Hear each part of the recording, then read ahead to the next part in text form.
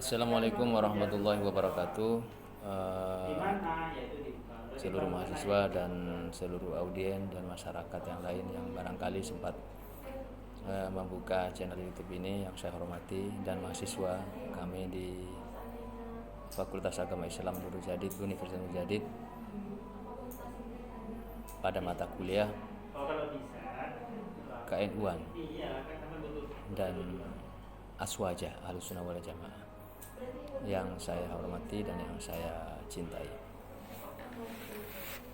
Pertemuan kali ini saya secara singkat sebenarnya, karena waktunya juga sangat terbatas, akan membahas tentang sejarah berdirinya NU.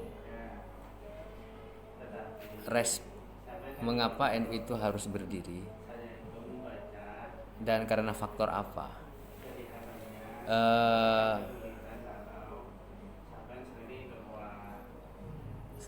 Sebenarnya dalam kajian buku ini ya, salah satu yang menjadi rujukan saya adalah antologi NU itu. Jadi NU sendiri maknanya ya Nahdlatul Ulama, kebangkitan para ulama, yang didirikan pertama kali sebagai Rais Is'am yang secara resmi dan dibantu ulama-ulama yang lain seperti Kewahab Hasbullah, yaitu Rais Is'amnya pendirinya adalah Kiai Khadratus Syekh Kiai Hasyim Asy'ari dari Jombang. Sebelum NU berdiri sebenarnya sudah mulai ada gerakan-gerakan seperti berdirinya Taswirul Afkar atau Nahdlatul Tujar dan seterusnya. Cuman belakangan ini juga tidak lepas dari dinamika perpolitikan dunia internasional, yang mana di dinamika perpolitikan Arab Saudi terjadi penggulingan kekuasaan dari yang sebelumnya, penguasa sebelumnya, yaitu pada tahun 1924, yaitu Syarif Hussein. Itu Raja Hijaz atau yang dikenal dengan Raja Hijaz ya, Raja Mekah. Itu memiliki paham Ahlussunnah wal Jamaah. Kemudian ditaklukkan oleh siapa? Oleh Abdul Aziz bin Sa'ud yang beraliran Wahabi. Nah, jadi Syarif Hussein itu secara aliran pemikiran itu mirip dengan ulama-ulama Indonesia. Ya, salah satunya Kiai Hasyim Asy'ari, Ahmad Dahlan dan seterusnya.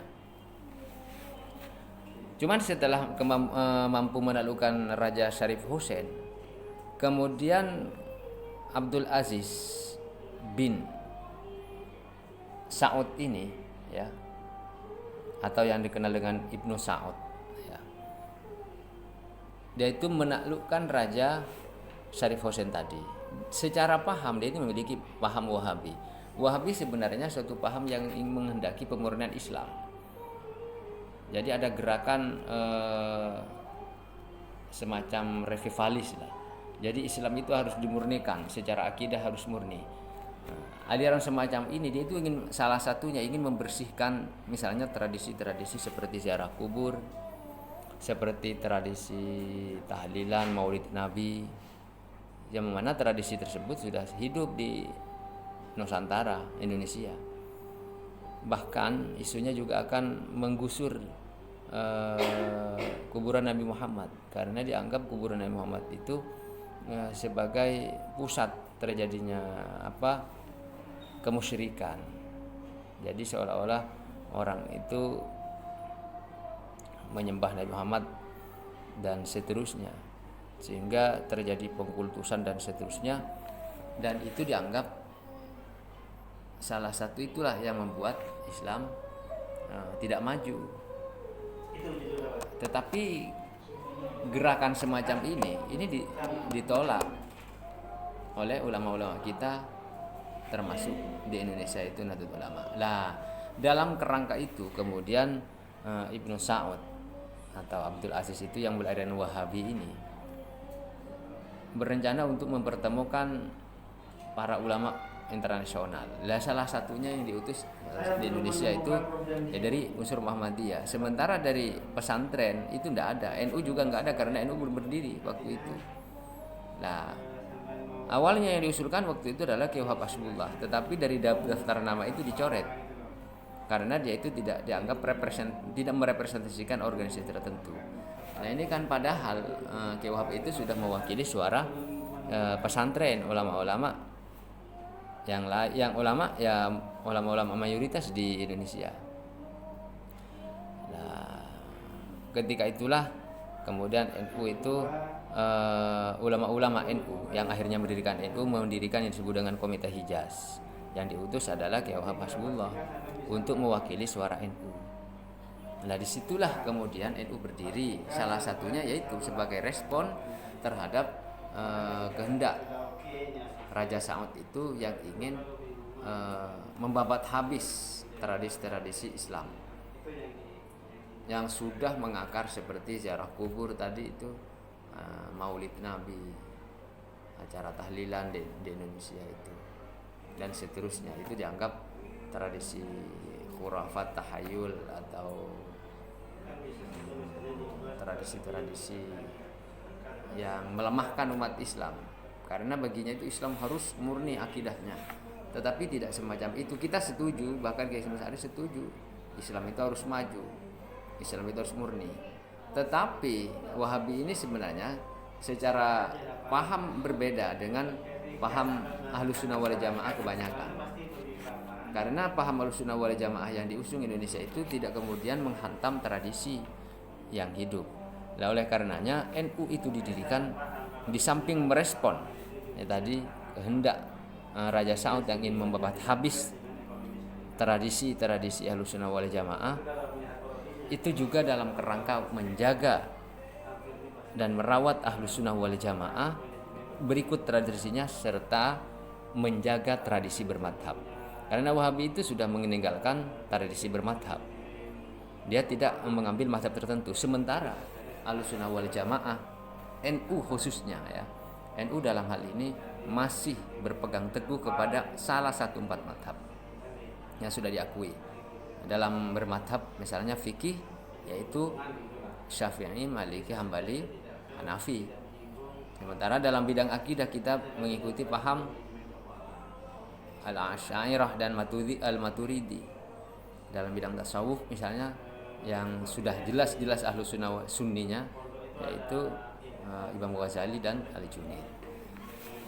Lah, tentu paham-paham yang semacam ini perlu dijaga. Lah kita ber-NU gunanya ya salah satunya itu. Karena apa? Karena kalau sudah Islam ini tercerabut dari akar sejarahnya, dari madhabnya, tercerabut dari sanad keilmuan di bidang fikih, akidah maupun akhlak, maka Islam akan menjadi rapuh. Lah NU pada posisi inilah kemudian NU menjadi penting posisinya. Jadi NU itu menjadi penting dalam rangka merawat tradisi bermadhab, merawat tradisi keilmuan Islam yang itu bersambung kepada para salafus saleh sampai kepada sahabat dan kepada tabi'in sahabat, kemudian nyambung kepada Nabi Muhammad SAW. Sementara Wahabi tidak. Nah, dia itu anti madhab. Dan pada sisi yang lain dia itu juga tidak menghendaki adanya tradisi-tradisi yang dianggap tradisi tadi itu tahayul, tradisi yang dianggap khurafat, bid'ah dan seterusnya. Makanya tidak heran kemudian misalnya Maulid Nabi dianggap bid'ah, tahlilan dianggap bid'ah, ziarah kubur dianggap bid'ah. Sementara itu tradisi-tradisi yang sudah berkembang di aliran Ahlussunnah wal Jamaah atau Sunni di Nusantara di Indonesia. Nah, karena apa? Karena itu juga di samping urusan agama yang perlu penguatan melalui tradisi, transmisi, internalisasi ilmu agama, sanad melalui ahwal ulama semacam ini. Ini kan apa yang dilakukan ulama Nusantara ini. Seperti Syekh Hasyim Asy'ari ini kan dalam rangka menjaga ini, dalam menjaga ilmunya para ulama, menjaga tradisi Ahlussunnah wal Jamaah melalui ahwal ulama. Lah kalau kita tidak mengikuti ulama, tak ikut kepada siapa lagi? Lah tentu kita punya alasan yang kuat. Jadi untuk merawat Islam, merawat tradisi bermadhab, merawat tradisi-tradisi Islam Ahlus Sunnah wal Jamaah yang hidup di Indonesia. Itulah mengapa kita harus kita salah satunya memilih NU. Yang kedua itu tentu yang mendirikan NU ini bukan orang sembarangan, yaitu ulama besar yang melalui perjalanan sangat panjang, melalui istikharah, melalui riyadhah, dan melalui kontemplasi, melalui tadabbur yang sangat tinggi, kemudian melalui musyawarah sehingga berdirilah NU. Itulah mengapa NU sampai saat ini Nahdlatul Ulama masih kokoh. Itulah kebangkitan ulama. Kenapa? Karena ulama itulah sebenarnya satu-satunya menjadi pewaris para nabi yang melanjutkan risalah kenabian, yang mengenalkan Islam, yang itu bersambung sanadnya kepada Nabi Muhammad SAW. Jadi tidak serta-merta kita kemudian mengambil kembali kepada Al-Quran, kembali kepada hadis, itu iya. Tetapi sekembali-kembalinya kita kepada Al-Quran hadis tentu harus melalui ilmunya ulama. Dan ulama itulah sebenarnya yang paling paham, yang mampu menafsirkan apa yang dikehendaki oleh Nabi SAW, yang dikehendaki oleh isi Al-Quran dan hadis, dan kemudian itu termaktub dalam kitab-kitab turas, dalam kitab-kitab kuning.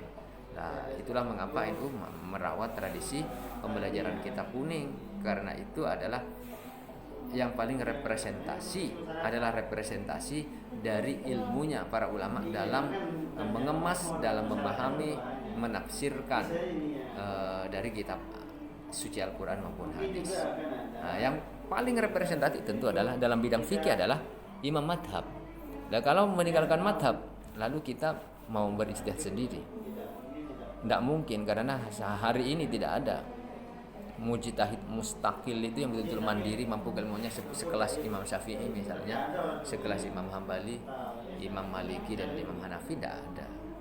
Nah, tentu kita perlu merujuk kepada beliau-beliau yang melahirkan metodologi manhaj dalam memberikan istinbat hukum misalnya, dan memberikan fatwa-fatwa yang sejalan dengan apa yang disampaikan oleh Nabi Muhammad SAW. Jadi saya kira singkatnya itu, paling tidak NU itu berdiri karena merespon dinamika politik dunia Islam yang saat itu terjadi, dinamika dalam bidang aliran maupun gerakan. NU menjaga murni, NU merespon untuk memelihara Islam supaya tetap original, baik dalam bidang fikih, dalam tata cara beribadah, ya kan, maupun dalam cara kita berakhlak, bertasawuf, maupun dalam tata cara kita berakidah yang benar sesuai dengan aliran mazhab Ahlus Sunnah wal Jamaah, sesuai dengan Sunni. Karena kenapa kalau nanti kita misalnya terjebak kepada aliran yang disebut dengan Wahabi tadi itu, kita mencoba misalnya kembali, memang jargonnya kembali kepada Al-Quran hadis, kita Islam harus dimurnikan dari hal-hal yang bersifat berbau syirik, tahayul dan seterusnya.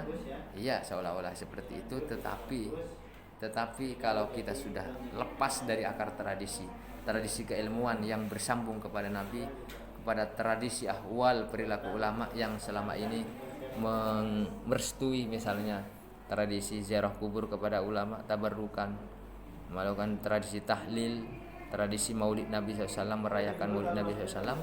Kalau itu semuanya ditinggalkan, lalu apa yang tersisa di kita? Padahal itu termasuk dari ahwalul ulama yang madhabnya yang juga berarina Ahlussunnah wal Jamaah. Nah, di sini mungkin letak penting NU berdiri, dan mungkin bagi kita yang perlu membelanya. Di samping tadi itu sudah jelas yang mendirikan adalah ulama. Mungkin ini saja penjelasan dari saya ya tentang sekilas tentang Nahdlatul Ulama sebagai organisasi Jamiah Diniyah. Bukan organisasi profit ini, tetapi ini adalah organisasi yang misinya adalah untuk menegakkan Islam juga, yaitu Islam wal muslimin li'ilai kalimatillah, yaitu Nahdlatul Ulama, kebangkitan para ulama yang didirikan pada tahun 1926.